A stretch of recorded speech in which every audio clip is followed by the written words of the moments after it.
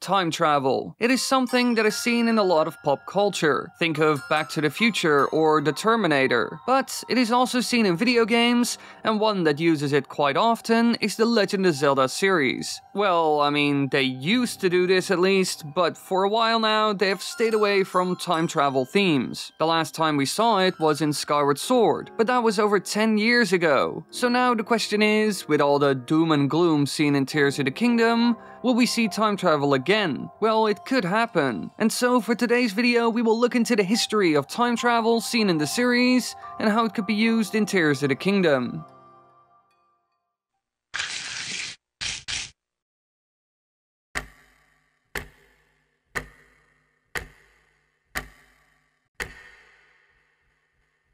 Now, time travel was first seen in the series timeline-wise in Skyward Sword, a game that was crucial to the story of the entire franchise. Here we heard about the story of Demise, the first demon king that came from below the earth to take over Hyrule and use the Triforce for evil. However, in the end he was defeated by the goddess Hylia and her allies who tried to defend the Triforce. So that day, good won and evil lost. But in the end, Demise wasn't fully defeated but locked away instead. And so in the end, the hero of that era still had to go on an entire quest to create a weapon to defeat him. And so he ended up creating the Master Sword, defeated Demise, and also saved Zelda. Now during this quest we come across multiple powerful artifacts that actually allow for some form of time travel. And both the heroes and villains of the story are rushing in order to get to them fast enough so they could use them to get an advantage over the other. Now one that plays a big role in all of this are the Gates of Time. These are capable of creating a portal through time to travel to the era just after the goddess Hylia's fight with Demise, and they can be found in multiple spots around the world, like the Temple of Time and the Sealed Grounds. As you can imagine, a portal like this is incredibly powerful, and near the end of Skyward Sword, the villains even use it. After Link wishes upon the Triforce for the destruction of Demise in the present, Girahim abducts Zelda and takes her through the Gate of Time in an attempt to revive Demise in the past. Now sure, in the end Demise is defeated, but it shows that the Gates of Time can alter history in massive ways. Luckily enough, they were all destroyed in the end, most likely to prevent anything from being altered once again. However, this wasn't the only time travel artifact seen in the Zelda title. We also saw the Time Shift Stones. This is an ore that can be found in a Lanayru mining facility that can manipulate time when struck. For example, in the game, Link can strike one to awaken and replenish the land, technology, and its ancient robot servants to how they once were. Now, many out there speculate that this material was actually used by the goddess Hylia to construct the Gates of Time. And that wasn't all. Hyrule Historia even suggests that the Ocarina of Time may be made from time shift stones as well. Quote, "With this talk of controlling time, one can't help but think of the Ocarina of Time. The Ocarina is the same color as the time shift stones, so could it be made of the same material?" Now, as you can clearly see, this material is important for time travel in the entire series. It seems to be the one item that is needed to create almost any magical time travel item. And as you can imagine, since these were seen from the very beginning of the Zelda timeline, this wasn't the only game where we saw time travel. Later on in the timeline in Ocarina of Time, Link can actually time travel using the Master Sword and the Pedestal of Time. Now in that game, he can freely travel through time between his childhood and his adulthood, which was crucial when fighting Ganondorf. Using this power and his own skills, he was able to defeat Ganondorf in the future, while also preventing that future from even happening. Although with the whole timeline split, both outcomes were seen, which shows that in the end, the Legend of Zelda games use what's called a multiverse structure, which is a hypothetical concept that suggests the existence of multiple parallel universes, each with its own unique timeline and set of events. And time travelers may be able to travel between these parallel universes, potentially changing the course of events in each universe they visit, which Link did in Ocarina of Time. In one he failed because he somehow died. In the other he succeeded in defeating Ganondorf in the future where the Dark Lord rules. And in another he prevented it from happening altogether. All while using time travel as his special weapon to achieve victory. And so in at least 2 of the 3 outcomes, he was able to win. And yes, technically there's also a similar timeline split in Skyward Skyward Sword, one where Demise was destroyed by the Triforce and the whole idea of an unending curse doesn't exist,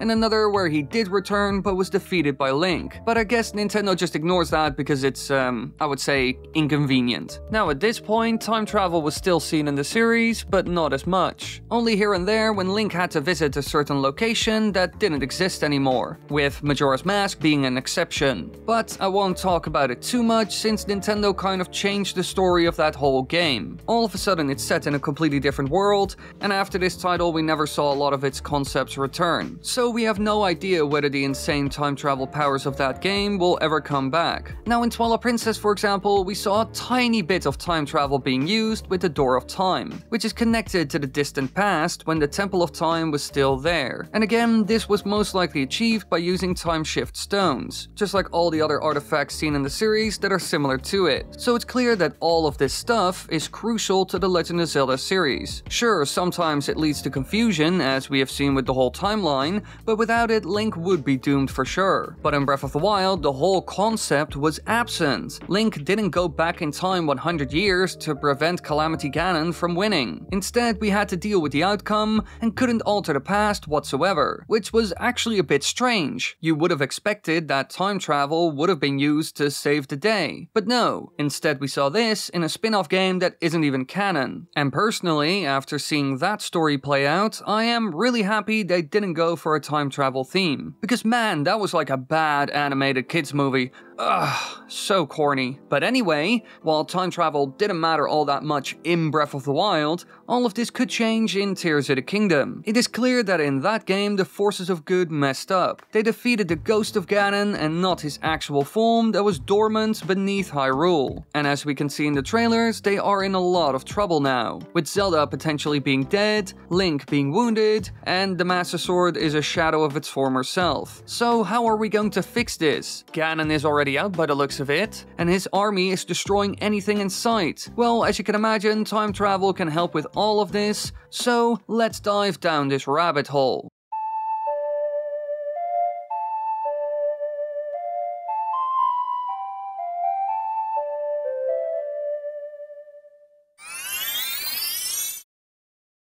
Now in the trailers we have seen so far, we do see that time travel could be in the game. As many others have pointed out before, there are two types of Link seen in the game. One that looks more tribal. In many ways, he looks incredibly similar to the Link seen on the Sheikah Tapestry, which depicts the battle with Calamity Ganon from 10,000 years ago, before the events of Breath of the Wild. While the other looks more like the Link we are familiar with and last saw after freeing Hyrule from the malice and corrupted Sheikah technology. So could it be that one of them is from an older era? Well, maybe, and there is actually more proof for this. In some of the shots seen in recent trailers, it looks like certain landmarks in Hyrule were completely rebuilt to how they were before the Great Calamity happened, which is the events seen before Breath of the Wild. In videos released by a channel known as the Luigi Brothers, you can see that the one shot where Link looks out at the rising blood moon in the most recent trailer is actually at Akkala Citadel. But as you can clearly see in Breath of the Wild, that entire place was destroyed, while in this shot it seems to be repaired, which is odd to say the least. It hints towards the fact that we might be in a different era when the fortress was still intact. However, this isn't the only thing, because this channel also uploaded a comparison video between the new trailer and the location seen in Breath of the Wild, and in some shots we can see that certain sections of the Great Plateau wall, I guess it's a wall, aren't damaged at all. This again shows that things aren't the same in this game, and it could be that it takes place in a completely different era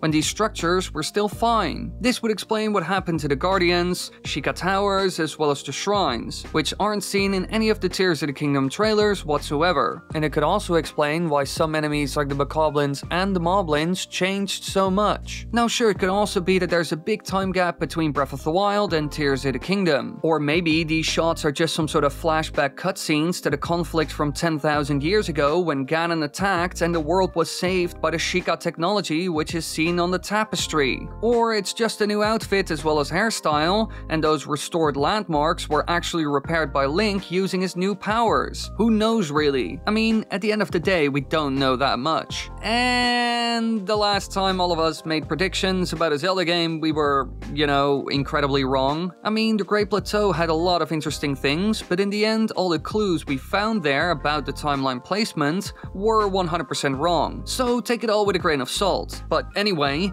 it is clear that there's a chance that time travel similar to what we saw in Ocarina of Time could be seen in Tears of the Kingdom, and we might have seen glimpses of one special material in the trailers that could make it all possible. Actual time shift stones, because we can see that Ganon's minions are mining for something. In the most recent trailers, you see a Bokoblin mining a strange ore somewhere deep underground, and later on we can even see that they have a whole mining operation, with a minecart track that Link grinds over as well as the other mining equipment seen in that shot. And personally, I think there's a good chance that they are actually mining time shift stones. The last time we saw this was in Skyward Sword, like I mentioned earlier, but it seems like they are being pulled out of the ground once again. And sure, while they don't look like time shift stones or items like the Ocarina of Time, this doesn't really debunk the theory, because they must be refined after all before their special time travel powers can be used. So if these truly are time shift stones, it could be that Ganondorf created his own facility to purify them, similar to the Lanayru mining facility that we have seen before. But why would he want these time shift stones? Well, as we have seen throughout the series, time travel is incredibly important and even allowed Demise to almost win in Skyward Sword, while in the past Link has used them multiple times to defeat Ganondorf, even after he had already won. So obviously this is something he wants to prevent this time around, and he could even use them himself to win. One way he could do this is by constructing his own Gates of Time, since the original ones were all destroyed after Skyward Sword, so he can't really use those anymore. Now, if he actually were able to construct one of these, then to be honest, Ganondorf could do almost anything he wants. Really, the game can become very wacky, very fast, even more insane than what we saw in Ocarina of Time. And while there is a decent amount of proof that this could happen, with some of the old locations of Hyrule being completely restored as well as a completely different looking Link, I would say it is quite unlikely. Like I mentioned earlier, the stuff they did in Ocarina of Time created a huge mess, something Nintendo seems to be distancing themselves from. I mean, there's a reason why all timelines were mentioned in Breath of the Wild. It seems like they want to streamline the whole story of the franchise, and adding this will not help with this plan. But there is a lot of proof that it will be seen in the game,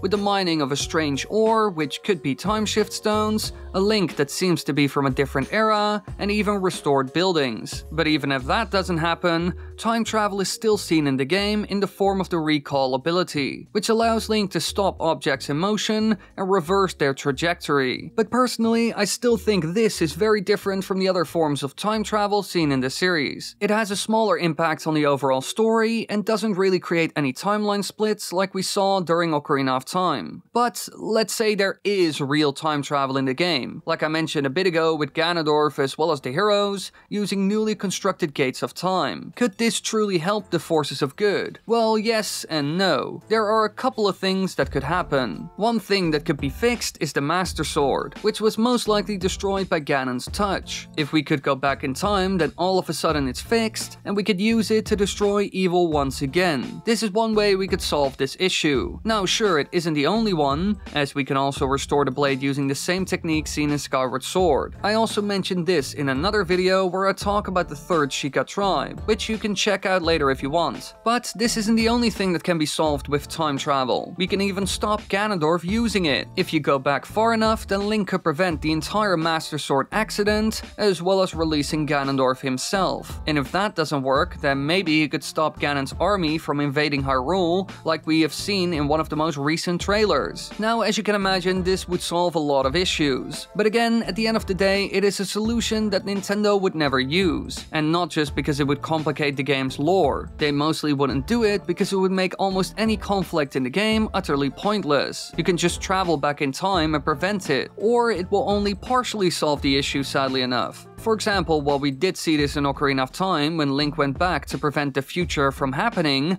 it didn't solve everything due to the multiverse structure that Nintendo went with. In the end, evil finds a way, which we saw in the child timeline, and meanwhile others have to face the consequences consequences of the Dark Timeline. In the future where Ganondorf won, which is known as the Adult Timeline, the hero disappeared, which became a problem later on as seen in the prologue of The Wind Waker. While Ganondorf was sealed away, he did come back at some point, and so the people hoped that the Hero of Time would once again appear to save them. But the hero didn't appear, and that's because he went to live on in the Child Timeline because Zelda wanted this, and he had to prevent evil's rise. Due to this, doom drew nigh in the Adult Timeline, and so the king and his people prayed to the gods, leaving their kingdom in the hands of fate. Thanks to this, the entire world was flooded, which did stop Ganondorf, and the people of Hyrule were spared as much as possible. However, this shows that time travel isn't just some magic wand that can be waved around that will solve all our problems. Again, I think there's a reason why Nintendo also didn't use it in Breath of the Wild. So while I do expect that it will play a role in Tears of the Kingdom, it will be minor. But what could we see then? Well, technically the Time Shift Stones exist and might be in the game. And the same goes for items like the Master Sword Pedestal and Ocarina of Time. So could these help in some way? Well, I got some ideas of how they could, without the story turning into a mess. First of all, with fixing the Master Sword. We've seen that the Pedestal of Time can repair the blade in time, which we have seen in Breath of the Wild with the damaged blade being repaired after 100 years. Now how it does this is a mystery, but I assume that the time magic inside of it plays a role. So maybe this could be used once again in some way to restore the Master Sword from Ganondorf's damage. Now I'm not sure if this will happen, but it is one time travel powered tool that could help us in this fight. However, I think the other item that I had in mind won't be seen in Tears of the Kingdom. While the Ocarina of Time is cool, we don't really know where it went, so I don't expect it to appear in the series again. But I bet Time Shift Stones will return. They are seen in almost all artifacts that have the power to manipulate time in some way, shape, or form. And there are clear hints that Ganondorf might be mining them like I mentioned earlier. And I think they will play a small role in upgrading new abilities like Recall, which reverses time. For example, if we collect a bunch of Time Shift Stones, we can power up this ability and influence bigger objects found in the world. Now, one thing I discussed with another Zelda tuber, not sure who it was again, is that maybe it could be used to reverse some of the damage done by Ganondorf. Just imagine you upgraded the Recall ability by collecting these Time Shift Stones, almost like the orbs you got in the shrines. And at some point near the end of the game, you can use it to pull Hyrule Castle back down to the ground. Because as we can see in the trailers, it goes up into the sky,